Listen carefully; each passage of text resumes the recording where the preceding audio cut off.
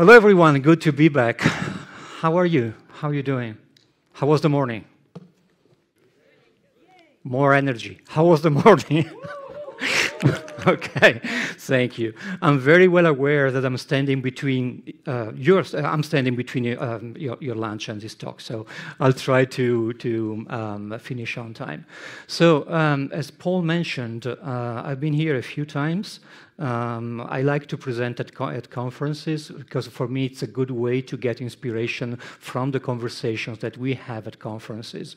So I really hope that there will be opportunities for you and for me to have good conversations during the conference. So it's not just about the talks. If we want to take a quick look at what I do, and this will be a very formal slide, I've been doing a lot of things in my career, and we can move on. So, yeah. The whole point was to try to tell you that I've seen a few things in my career as an Agile coach. I now work with large multinationals. I work with executives, sometimes company owners. I work with teams, but this talk is more about sharing with you something that has been happening to me personally, professionally, in the last few years, something that triggered a few insights, which I like to share with you, of course. So, to make a long story short, I do come from software development. I've been writing software for a long time. I've been helping people to write better software for a long time. And then after a while, I decided that I wanted to work more at the organizational level. I wanted to work more with not the technology, but with the people that bring life to the technology. And that's why I moved to Agile coaching progressively. And most of my time, of course, I've been working with companies that are somehow related to IT, to software development. Maybe because they have an internal IT development or IT department, or maybe because they sell digital products. Those have been my clients for quite a few years. In the last few years, however, I've been working also with different kind of companies, manufacturing companies. And the reason for this, I suspect, is because other areas of our society are starting to realize that we need to be more adaptive, responsive, creative, innovative, and so on. And they're being inspired by Agile software development. So I still work, of course, with let's say traditional companies like banks, finance, and then again digital products. But this digital thing, this manufacturing thing, has been triggering a few reflections and insights in my work. Because I started wondering, if you work in a manufacturing company, if your company is a manufacturing company, you make stuff, you make physical goods, and probably you use some methods inside your production environments that come from Lean or TPS, Toyota Production System, stuff like that. And Agile is radically different. That would be my first thought. However, maybe it's not so different. And I think we can learn from each other. I think that Lean can learn from Agile and vice versa. And that's the title for this talk.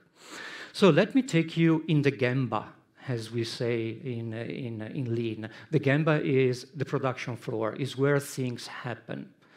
So one client I've been working with for the last few years is an oil and gas company.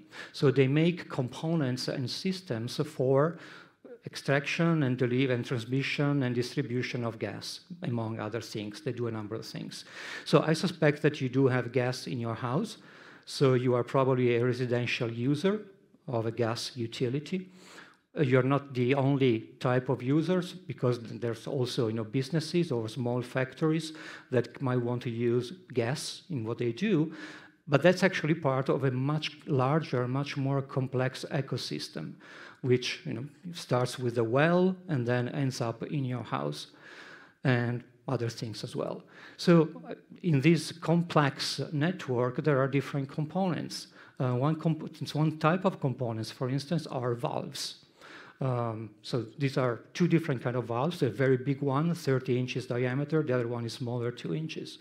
There are meters, of course. I mean, you pay for your gas bill, and that's because we measure the gas you consume in your house. We have gas regulators, devices that are designed to take gas at a certain pressure in come, and then letting the gas out at a reduced pressure. This one specifically, it's something that might be in your house somewhere. Maybe it's just outside the building, but these are very small gas regulator. If you want to make one of these, you need to start building one of these. And just remember, we're talking about something potentially very dangerous. We're talking about a highly flammable and explosive gas. So your production process must be extremely precise. A regulator like that one, which is very small, it's like more or less this big, okay, comes with a number of different components. And I cannot show you the components, the physical components, for privacy reasons. But anyway, you can imagine that there are many different little pieces that go inside. Some of these are very small. They're very hard to put in place. And you don't want to make mistakes when you do that. At the same time, you need to be very efficient, because the more you make, the more you sell, the more you make money. And so what you want to do is you want to optimize the flow in your production system. So you have an assembly line, basically. What you're seeing there is an assembly line. Just to give you an idea, this client I'm working with is able to, starting from scratch, from the raw components, they are able to assemble and test one of those small regulators every 30 seconds. So the line is able to produce a perfectly functioning gas regulator in 30 seconds. So you can imagine how optimized this process has been over the years. But if you're building something and you don't want to build only one, you want to build thousands of these guys, because then again, they're residential. So, they sell like 50,000 per lot. Okay? What you need probably is a storage. You want to have your components ready, and you need a supply chain, right? So nothing special about this, but it's good to remember. There's another thing. So you need a supply chain, you need storage, you need a flow efficiency, you need quality, and you need the quality to be supervised to the minimal detail. So even when we assemble parts of these things, we have devices like cameras in that case that are checking that the components are in the right place using some AI or stuff like that. So that's one thing. That's another camera. And then at the end, we have a general test for the regulator before we can deliver it and ship it and say, okay, it's working. And then again, this has to work with a number of different metrics. So because the production lines need to be producing at a certain rhythm. So what we're talking about here is more or less Industry 3.0, right? So the first industrial revolution was just about very raw machinery like steam-operated engines.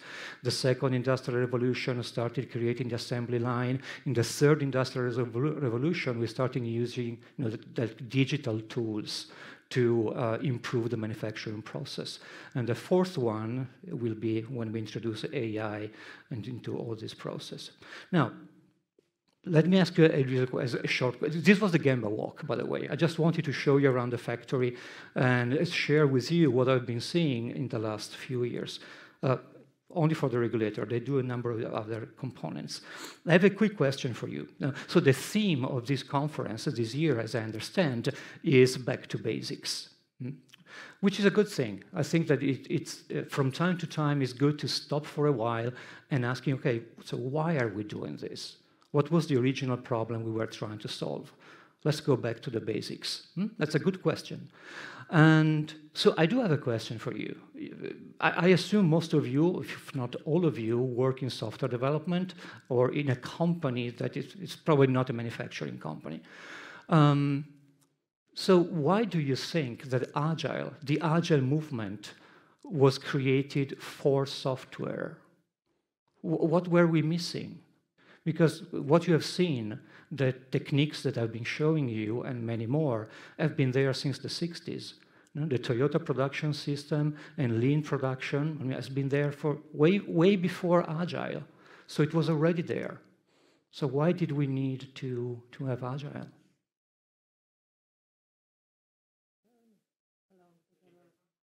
I'm sorry?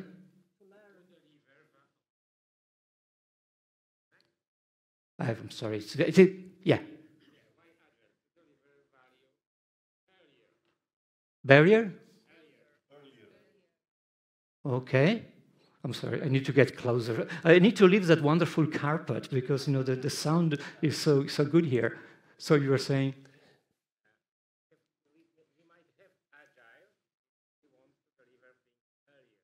earlier. Oh, thank you very much.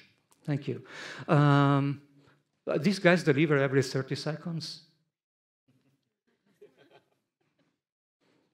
So what else? But that's a good point, very good point. So what else? Yes? They don't deliver the same thing. In software, we don't deliver the same thing. That's a good point. Okay. Why don't we deliver the same thing in software? Sorry? Everything changes. Because everything changes, yes. Sorry, the lady with the green jacket. Continuous feedback, yeah, okay. Yes. Complex problems, okay. I'm sorry? Inspection and adaptation, thank you. Because the manager knows how to produce in manufacturing, why not in agile software? Okay. Because the manager knows in hardware manufacturing, yes.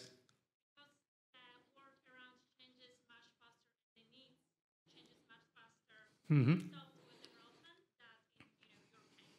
Okay, so the change is, we can change much faster, yes? It's a very similar thing. Okay. Changing requirements, okay? I think these are all very good reasons. Oh, sorry. Yeah, but there's no client here. Like we are not including the client or the customer in the process here. Actually, Lean is very much customer-centric. We actually have the term, the voice of the customer in Lean, which means that the customer is king. And so when we say that we want to deliver every 30 seconds, for instance, it's because that's what the customer wants. So,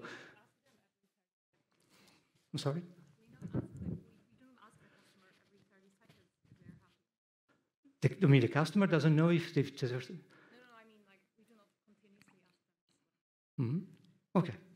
But let's move on. These are all very good reasons, and I would have given probably the same answers a few years ago. But then at the end of the day, I believe that we needed an agile way of working for a very simple reason, because what we do is not physical.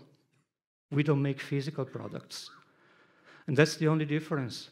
We don't need a supply chain because we don't need components. We don't need an assembly line. Okay.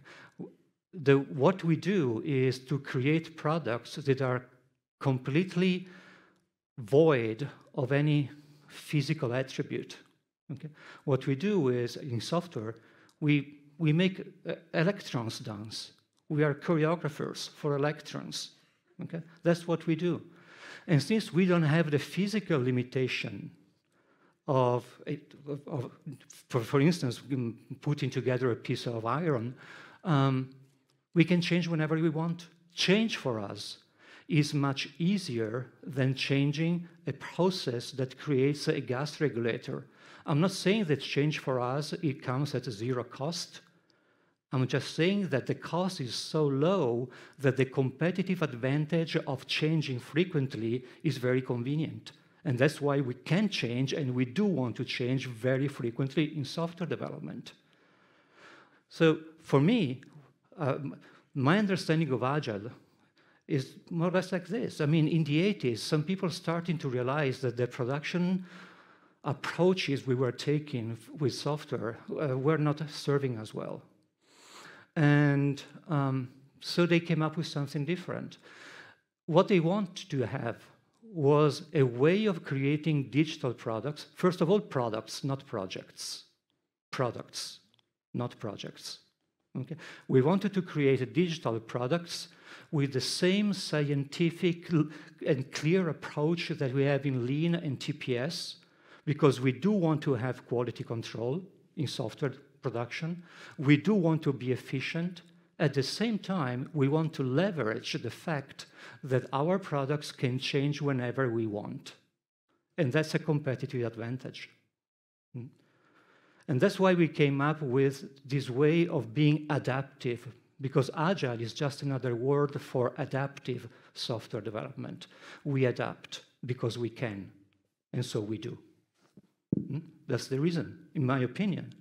Before that, we were making a number of mistakes, like, for instance, trying to reproduce the assembly line with the different stages with paper processes. So you have the business analyst that creates a document that we give to the software architect, that creates a document that we give to the software developers that create maybe some software. And then we have a testing requirement that was written by someone, and we give this to the QA department. Paper. So when we say in the Agile Manifesto that we want a working software over comprehensive documentation, that's just a way to say we don't want paper processes. We want a process that creates digital products. The problem is that these products we don't see. I mean, you can see the components being assembled on the production line, but when you look at software, you only see people sitting there and typing. You have no idea what's going on. You have no idea how you can manage that because you don't see what is going on all the time. And that's why we need visualization in software development. That's why we came up with the task boards. And we came up with Kanban. We came up with ways of making the work visible because our work is not, per se. So everything that you find in the Manifesto for Software Development, like continuous feedback, or the first value in the software manifesto, Manifesto for Software Development, people interactions over processes and tools, which is a very good statement. I totally agree with that. But one way to understand that is, if you want to be adaptive, it's not the process or the tool that will make you adaptive. People are the most adaptive thing that you have. People do adapt constantly. That's the meaning for me of the first value, aside from the ethical part, of course, of that statement. So unfortunately, these kind of considerations, they are not very well understood in large organizations. Large organizations still run on the assumption that what we do is basically like a factory. Do you use the term software factory? Or have you heard the term software factory? So if it is a factory, why don't you use TPS and Lean? You don't. You use Agile because what you do is not physical. But when you bring the metaphor of the factory too far, you run into a lot of problems. I'm going to skip this slide because, as I said, I want to be on time. But if you go into an organization like this, let's say this is a bank. I mean, so the software industry is not the only industry operating entirely on cognitive work, right? Banks, for instance, have products. A loan is a product for a bank. Okay, so you can go into a bank and I want to buy your loan product. And this product is delivered by these guys. Now, if you go into and I'm telling you this because I've been working with a number of banks, not with the software department, I mean, with the management of the bank. I mean, if you ask them, show me the work. Not show me that you are busy. I can see that you are busy. Show me the work, the actual thing that you are doing now. Most people cannot answer that question because the way we run cognitive work in large organizations is not Industrial Revolution 3.0, it's still 1.0. They have no idea of flow optimization, quality assurance, and stuff like that. Okay? We do. What I'm trying to tell you guys is that we in the Agile world have faced the problem of industrializing the production of digital products 20 years ago, 30 years ago, and we came up with wonderful solutions. It's not perfect, but we came up with wonderful solutions. But if you move outside of software development, people who are still doing cognitive work, but not with software, they are in the dark ages. So maybe we can help them, that's what I'm saying. Maybe we can help those people to be happier because they can manage their intellectual work, cognitive work better. So you see, that's basically a story. It started with the Industrial Revolution, then TPS, then digital products, then Agile, and now we're starting to wonder, what can we do with business agility? Okay, let's connect a few dots. You might think that a production line is not agile. I found out that's not the case, because an assembly line is a process. An assembly line is a process to create something, but that process exists because people designed that process. So there is a meta process that creates the process that creates the product. And whenever the product needs to change, we need to start with a meta process. And the product needs to change because there's a new market opening up. There's a new opportunity. Or maybe because we found out that we did have quality issues and now we need to fix the assembly line. So the gas regulator is not agile. Once you have delivered and installed the gas regulator, that's done. Okay? You don't change it. You replace it, but you don't change the internal workings of the regulator. But the assembly line, you change constantly. You evolve constantly in the same way that we evolve our software. And agility is very important if you want to be competitive in that environment. So for instance, these guys, they do a lot of rapid prototyping. You might think that they do waterfall, like they plan everything, and that's not the case. They start with cardboard, and then with wood, and then with aluminum. And then they try to create modules that can be replaced with other modules in the same way that in software we have modules talking to each other through an API or an interface. So they are trying to be agile at the technical level. Because if they are not, change for them will be very expensive. And they lose a competitive advantage. It's not very different from software. I'm going to skip this slide as well. I just want to say that, then again, there's a lot of customer centricity and human centricity. Now, in Lean, there are conflicting forces. You want to deliver quickly and on time. You want to have quality of your products. You want safety.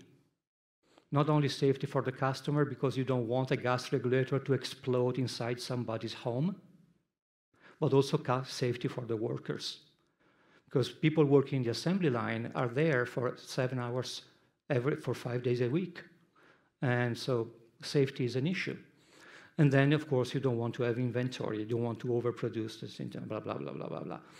So a few things that I realized is that in Lean, maybe because what we do is physical, or maybe because Lean has been around for longer than Agile, but I presume it's more for the first reason, so because it's material.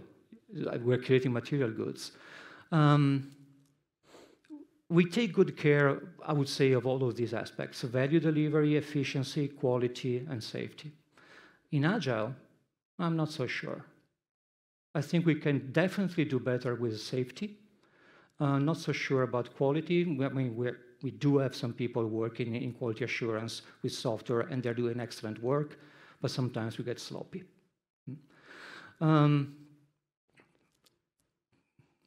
Given that I have 6 minutes and 23 seconds left, I'm going to skip or go briefly on the concept of flow.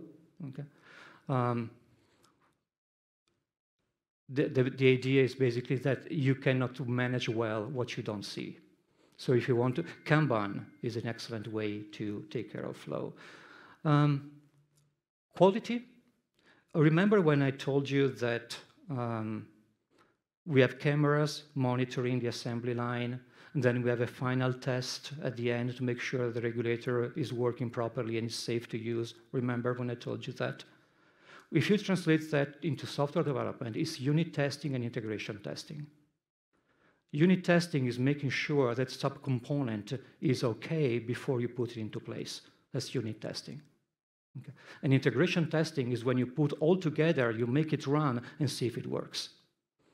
Okay. Which is exactly what they do on the assembly line. So things like unit testing, integration testing, TDD. They use TDD in this test-driven development. They write the specifications before they design the testing equipment. All these things are more or less the same. The problem with Agile is that sometimes, because things are not visible, we get sloppy. We don't test things properly. And then our software breaks, the customer is not happy, or depending on what your software does, could create a number of different problems. So technical agility is very important. Remember when I told you that they prototype, they build the assembly line in a way that can be easily changed? That's because they came up with some brilliant solutions. Even in the Agile Manifesto, since we want to go back to basics, we say that technical excellence promotes agility. So I see now, in the last few years, a number of people talking about Agile only in the terms of communication, and then again, people before processes and tools, and the work in the right workplace and stuff like that, which is all very good and all very important. I also see the same people forgetting about technical excellence. You cannot be agile if your technical competency is not at the top level. Because if it is not, it's very hard that you can come up with creative solutions, not that make your product better, but that make your process more agile. You need an agile process if you want to stay agile. And it's up to you to make an agile process. Safety. Now, when we talk about safety in a factory, in a physical factory, of course, we are talking about possible accidents. We are talking about poisoning. We are talking about ergonomics. People that are repeating the same movement over and over, this movement must be ergonomic. And we also talk about overwork, because when people are tired or stressed out, they are more prone to create accidents for themselves or for other people. So safety is like a 360 thing. We think of safety in a very holistic way. My question is, are we really taking into consideration the safety risks for knowledge workers? Because, I don't know, what do you think is a safety risk for knowledge workers? Then again, the trick is what we do is non-material. And that is a problem because, let me tell you one, burnout. Burnout is a safety problem, okay, for knowledge workers. And the reason why people get burned out is because we don't see the work. It's very easy to overload people with too much stuff to do because we don't see what we are doing. We don't see the physical thing. Okay, so if we don't manage the flow properly, it's very easy to overload people and burn them out. So that's a safety risk. So if I were to think about safety, I would probably divide it into two categories. We talk a lot about psychological safety in Agile, very important topic. So psychological safety is about to make people feel safe. For instance, to feel safe to express their opinion, for instance. We forget about making people safe. Not feel safe, making people safe. Any of you work remotely? Yeah. Any of you spend 4 hours in a row in meetings back to back? Yeah, not safe, sorry. Not safe from your health, from a physical health, and for your intellectual health. Why do we do that? Because we don't see the work. If we were in a factory, nobody would ask you to work 4 hours in a row with no break under pressure. Nobody would ask you that. So that's an important thing. So we need better tools, like, for instance, better video conferencing system, better collaboration tools for remote work. And then we need to understand that the way when people work, they do cognitive work, it's a kind of work. And it needs to be managed in the same way that we manage properly labor work. So safety is another thing. I'm over time, but anyway, KPIs, I think I can skip. You know that KPIs work as a performance indicator. OKRs probably are a better way when you are creating digital products because you have an intent and stuff like that. There is one thing that I probably want to mention about all this before we close. We need a different breed of management. Because remember when I was telling you that a very common organizational metaphor is that the company is like a production machine. The company is like a factory, even if it is a bank. I see the same power dynamics in banks as I see in factories. Because we are used to that. Because we just didn't realize yet that cognitive work is not labor work. So we need a different breed of management. And the slogan here is, of course, we need to manage things. We need to manage budgets. We need to manage safety. We need to manage the supply chain. We need to manage whatever you need to manage.